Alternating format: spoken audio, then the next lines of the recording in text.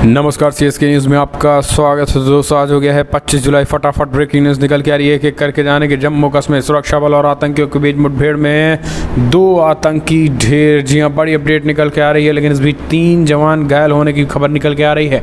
सेना का ताबड़तोड़ एक्शन जारी है। दूसरी बड़ी अपडेट निकल के आ रही है, ड्रैगन की चालबाजी से निपटने को भारत तैयार। लद्दाख में तैनात किया 15,000 से ज़्यादा जवानों को। जी हाँ, बेहद बड़ी खबर निकल के आ रही है, ये भी आपको बताएंगे। और इस बीच तीसरी बड़ी अपडेट निकल के आ रही है, जहां पर इमरान खान का नया राग। बोले कश्मीर पाकिस्तान के साथ आएगा या अलग राष्ट्र होगा, वहां के लोग खुद करेंगे फैसला। ये भी एक बड़ी अपडेट। चौथी बड़ी अपडेट में बताएंगे, तालिबानियों पर काल बनकर टूटी अफगान सेना। बम बरसा कर 30 से अधिक आतंकियों को उतारा मौत के घाट। जी हाँ, ताबड़तोड़ तालिबानियों का टूट रहा है कमर, ये भी आपको बताएंगे। इस बीच चीनी राष्ट्रपति कल भारत सटे सीमा का किया था दौरा, तो गृहमंत्री अमित शाह भी पहुंच चुके हैं। उनसे महज 450 किलोमीटर दूर दौरा शिलांग में। जी हाँ, जानेंगे इसके क्या है रणनीतिक महत्व। तो वहीं तालिबान से डरा रूस और पाकिस्तान सीमाई इलाकों में तैनात करने लगे हैं सेनाएं। जी हाँ, वो भी आपको बताएंगे। यूएन ने जांच में चीन को दी, कहा जांच करने दें। जी हाँ, बड़ी खबर, WHO यूएन के पास पहुंचा था, जांच नहीं करने दे रहा है कोरोना को लेकर चाइना। तो सब कुछ खबर एक एक करके जाने के, लेकिन उससे पहले छोटा सा निवेदन, अगर आपने चैनल को सब्सक्राइब नहीं किया तो चैनल को सब्सक्राइब करें। और अगर आप भी मानते हैं कि मोदी के नेतृत्व में देश कोविड-19 से लड़ने में पूरी तरीके से सफल हुआ और प्रधानमंत्री मोदी चीन और पाकिस्तान को करारा जवाब देंगे, तो इस वीडियो को लाइक करके अपना समर्थन दर्ज करें। दरअसल पहली बड़ी अपडेट निकल के आ रही है, जम्मू कश्मीर सुरक्षा बल और आतंकियों के बीच मुठभेड़, 2 दहशतगर्दों का खात्मा, 3 जवान हुए घायल। जी हाँ, जम्मू कश्मीर में शनिवार को सुरक्षा बलों और आतंकियों के बीच मुठभेड़ शुरू हो गई है। सुरक्षा बलों की संयुक्त टीम इस ऑपरेशन को अंजाम दे रही है। 2 आतंकियों के मारे जाने की खबर है, हालांकि इन दोनों को अभी शनाख्त नहीं हुई है। मुठभेड़ में 3 घायल हुए हैं, जिन्हें उपचार के लिए हॉस्पिटल ले जाया गया है। फिलहाल ऑपरेशन जारी है। सूत्रों ने बताया है कि बांदीपोरा के सोगबाबा वन क्षेत्र में आतंकियों की मौजूदगी की विशेष सूचना मिले पर बांदीपोरा पुलिस सेना की 13 व 14 RAF राष्ट्रीय राइफल्स और CRPF की संयुक्त टीम ने तलाशी अभियान चलाया था। घेरा सख्त होता देख आतंकियों ने फायरिंग शुरू कर दी। इसके बाद जवानों ने मोर्चा संभाला, साथ ही आतंकियों को आत्मसमर्पण का मौका भी दिया, लेकिन आतंकी गोलियां बरसाते रहे। परिणामस्वरूप सुरक्षा बलों ने 2 आतंकियों को ढेर कर दिया। हालांकि इस मुठभेड़ में 3 जवान घायल हो गए। एक अधिकारी ने आगे कहा है कि फिलहाल आज सुबह जैसे ही सुरक्षा बल संदिग्ध स्थान की ओर बढ़ रहे थे, छिपे हुए आतंकवादियों ने इन पर गोलियां चला दी, जिससे मुठभेड़ शुरू हो गई थी। ये बड़ी अपडेट। हम चलते हैं अगली खबर लेते हैं। तो दोस्तों, ड्रैगन की चालबाजी से निपटने को भारत तैयार। लद्दाख में तैनात किए 15,000 से ज़्यादा जवान। जी हाँ, पूर्वी लद्दाख में चीनी आक्रामक को रोकने के लिए भारतीय सेना ने आतंकवाद विरोधी अभियान वाली अपने यूनिट्स को जम्मू कश्मीर से पूर्वी लद्दाख सेक्टर में ट्रांसफ़र कर दिया। इंडिया टुडे के सूत्रों ने बताया कि जम्मू कश्मीर स्थित आतंकवाद विरोधी गठन से लगभग 15,000 सैनिकों को कई महीने पहले लद्दाख क्षेत्र में चीनी आक्रामक से निपटने के लिए ले जाया गया था। इस बीच लद्दाख सेक्टर में पिछले कुछ समय से सैनिकों को तैनात किया गया है और ये जवान पीपल्स लिबरेशन आर्मी द्वारा भविष्य में किसी भी कदम का प्रभावी ढंग से मुकाबला करने के लिए लेह स्थित 14 कोर मुख्यालय की सहायता करेंगे। पूर्वी लद्दाख में पिछले साल अप्रैल महीने से चीन ने चालबाजी करने की शुरुआत की थी। कई महीनों तक बातचीत के बाद कुछ पॉइंट्स पर चीनी सैनिक पीछे हटे, लेकिन अभी भी कई पॉइंट्स हैं जहां पर दोनों सेनाओं के आमने सामने स्थिति में है। चीन की आक्रामकता को देखते हुए भारत ने एक डिवीज़न के बजाय अतिरिक्त बख्तरबंद और अन्य तत्वों के साथ 2 पूर्ण डिवीजनों के आधार पर जवानों की संख्या में बढ़ोतरी कर दी है। भारतीय सेना की 17 माउंटेन स्ट्राइक कोर को चीन सीमा पर किसी भी अनहोनी से निपटने के लिए 10,000 अतिरिक्त सैनिकों के रूप में एक बड़ा बूस्ट मिला है। 17 माउंटेन स्ट्राइक कोर भारतीय सेना की एकमात्र स्ट्राइक कोर है जो युद्ध की स्थिति में चीन के खिलाफ आक्रामक अभियान चलाने के लिए जिम्मेदार है। अगली अपडेट, लद्दाख, उत्तराखंड और हिमाचल पर ड्रैगन की नज़र। चीन ने तैयार किए 16 एयरबेस, हमने आपको ये बताया। इस बीच अगली खबर, इमरान का नया राग। बोले कश्मीर पाकिस्तान के साथ आएगा या एक अलग राष्ट्र होगा, वहाँ के लोग खुद करेंगे फैसला। दरअसल पाकिस्तान के प्रधानमंत्री इमरान खान ने एक बार फिर से कश्मीर का राग अलाप दिया है। कश्मीर पर पाकिस्तान की पुरानी नीति के इतर इमरान खान ने शुक्रवार को कहा है कि इस्लामाबाद कश्मीर के लोगों को यह फैसला लेने देगा कि वो पाकिस्तान के साथ आना चाहते हैं। यह स्वतंत्र राष्ट्र बनाना चाहते हैं। हालांकि भारत दुनिया और पाकिस्तान के सामने हमेशा स्पष्ट शब्दों में कहता रहा है कि जम्मू कश्मीर उसका अभिन्न अंग है और रहेगा। एजेंसी के मुताबिक इमरान खान पाकिस्तान अधिकृत कश्मीर के तरार खल में रैली करने पहुंचे थे और यहां 25 जुलाई को चुनाव है। इस दौरान इमरान खान ने एक प्रमुख विपक्षी नेता के उन दावों को भी खारिज कर दिया है उनकी सरकार कश्मीर को पाकिस्तान का प्रांत बनाने की योजना पर काम कर रही है। इमरान खान का ये जवाब पाकिस्तान मुस्लिम लीग नवाज़ की नेता मरियम नवाज़ के बयान के बाद आया है। मरियम ने 18 जुलाई को पीओके की रैली की थी और कश्मीर की स्थिति को बदले और इसे एक प्रांत बनाने का फैसला भी बताया था। तो ये अब इमरान खान की नए सुगुफा शुरू हो चुका है। दरअसल इमरान खान के हाथों में कुछ नहीं है, तो बस पीओके ही रट रहा है। अगली खबर ले लेते हैं। तो दोस्तों, जहां पे पहुंचा था चीनी राष्ट्रपति शी जिनपिंग, वहां से कुछ दूरी गृह मंत्री अमित शाह की धमाकेदार एंट्री। जी हाँ, दरअसल चीनी राष्ट्रपति कल भारत सीमा से सटे तिब्बत के निंगचियांगी शहर में थे और यहाँ से 462 किलोमीटर दूर शिलांग में गृह मंत्री अमित शाह भी पहुंचे। चीन के राष्ट्रपति शी जिनपिंग ने बीते दिनों अचानक अरुणाचल प्रदेश से सटे तिब्बत का दौरा किया था और वे शुक्रवार को निंगचियांगी शहर पहुंचे थे और उनकी यात्रा भारत के साथ चल रहे सीमा विवाद के बीच हुई।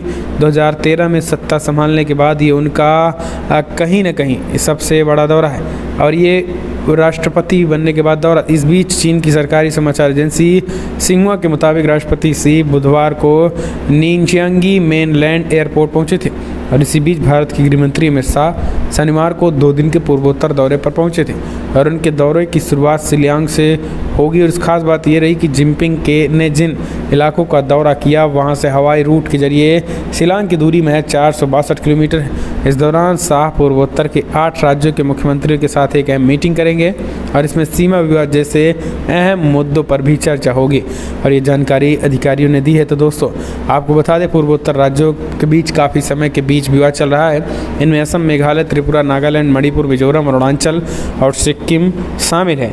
असम का अरुणाचल प्रदेश, मेघालय, नागालैंड और मिजोरम के साथ विवाद चल रहा है। हाल ही में कई रिपोर्ट्स में दावा किया गया कि चीन अरुणाचल से सटे इलाकों को मिलिट्री कंस्ट्रक्शन का काम कर रहा है और ऐसे में चीनी राष्ट्रपति का दौरा भारत के लिए चेतावनी की तरह हो सकती है और इसी तरीके से गृहमंत्री के दौरे से यह साफ संदेश जाएगा कि भारत हर चुनौतियों को लिए तैयार है।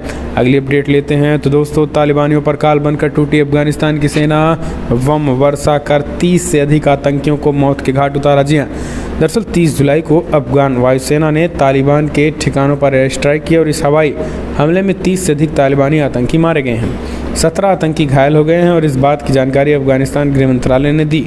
निजी एजेंसी सिंहुआ ने मंत्रालय के बयान का हवाला देते हुए बताया कि अफगानिस्तान के उत्तरी जज्जान प्रदेश की राजधानी शिखरबन के बाहरी इलाकों में मुरगब और हसन तब्बिन गांव में युद्धक विमानों द्वारा आतंकवादी ठिकानों को निशाना बनाने में 19 आतंकवादी मारे गए थे और अन्य घायल हो गए हैं। बयान के मुताबिक दक्षिणी हेलमंद प्रदेश की राजधानी लश्करगाह के बाहरी इलाकों में वायुसेना के हमले में 2 गैर अफगान आतंकी सहित 14 तालिबान आतंकी की मौत हो गई थी और 2 अन्य घायल हुए हैं। रिपोर्ट्स के मुताबिक इस एयर स्ट्राइक में आतंकियों के 3 वाहन, 6 मोटरसाइकिल, 2 बंकर के साथ ही उनके गोला बारूद बर्बाद हो गए थे।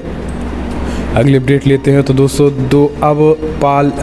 अब पाकिस्तान को भी लगने लगा तालिबान से डर। अफगान सीमा पर तैनात किए रेगुलर सैनिक। जी हाँ, अफगानिस्तान में तालिबान का कहर जारी है और पड़ोसी देश से बचने की कोशिश में लगे हुए हैं। आपको बता दें कि अफगानिस्तान के तालिबान से बचने के लिए रूस और पाकिस्तान दोनों अपनी सीमाओं पर सैनिकों की तैनाती को ज़्यादा बढ़ा दिया है। दरअसल आपको बता दें कि पाकिस्तान अभी तक रेगुलर बेसिस पे सैनिकों की तैनाती अफगानिस्तान से सटे सीमा इलाकों में नहीं करता था, लेकिन अब रेगुलर सेना की तैनाती अफगानिस्तान से सटे सीमा पर पाकिस्तान करने लगा है। इसके साथ इतना ही नहीं, रूस भी अफगानिस्तान और रूस से सटे सीमा में बड़े पैमाने पर सैनिकों की तैनाती करना शुरू कर दिया है।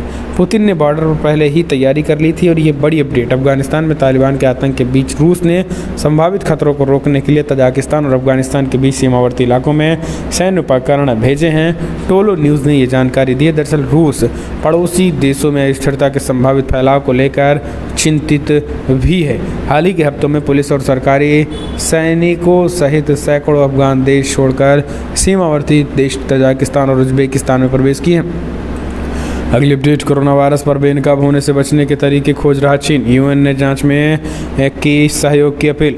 दरअसल कोरोना वायरस की शुरुआत में कहां से हुई और उसकी जांच को लेकर चीन शुरू से ही आनाकानी करता रहा है। अब विश्व संगठन के दूसरे चरण की जांच को लेकर चीन ने सवाल उठाए हैं। चीन ने दूसरे चरण की जांच को राजनीतिक हेराफेर का एक प्रोडक्ट बताया है। चीनी राष्ट्रीय स्वास्थ्य आयोग ने दूसरे चरण की जांच के लिए विश्व स्वास्थ्य संगठन की योजना को खारिज कर दिया है।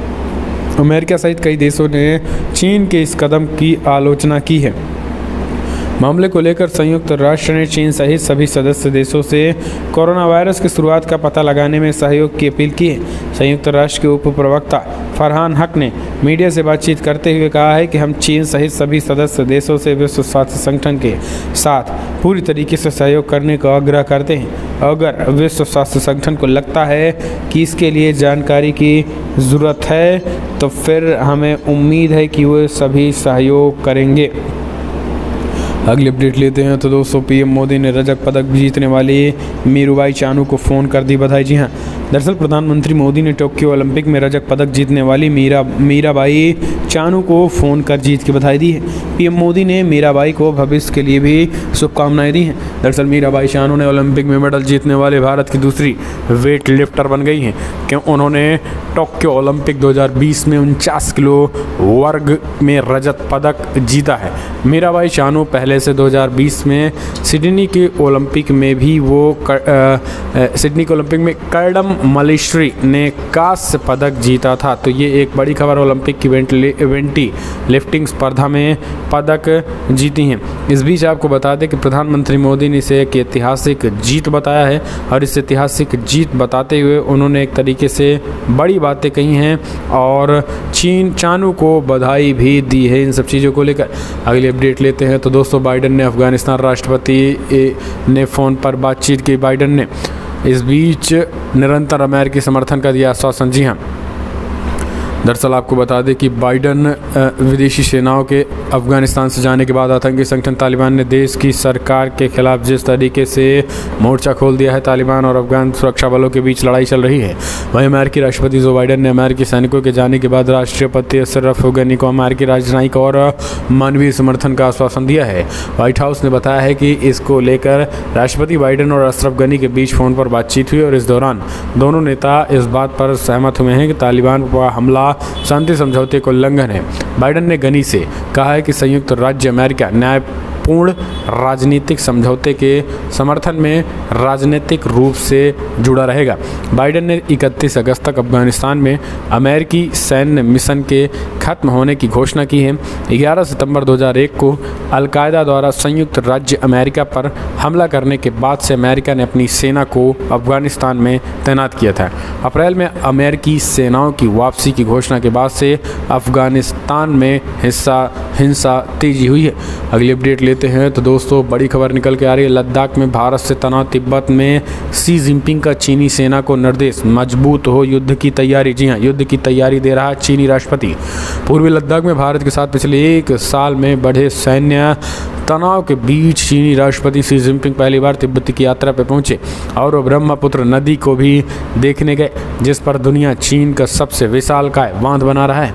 यही नहीं, उन्होंने चीनी सेना के तिब्बत में मौजूद स्थानीय सैनिकों से युद्ध की तैयारी मजबूत करने को भी कहा है। जिनपिंग का यह दौरा अपने आप में भारत के लिए अहम मायने रखता है और सेना को दिए इस निर्देश से एक बार फिर ड्रैगन के असली मंशा पर सवाल होना लाजमी है। चीन की सरकारी अखबार ग्लोबल टाइम्स ने अपनी रिपोर्ट में बताया है कि चीन की पीपल्स लिबरेशन आर्मी के तिब्बती मिलिट्री कमांड के प्रतिनिधियों से मुलाकात की है।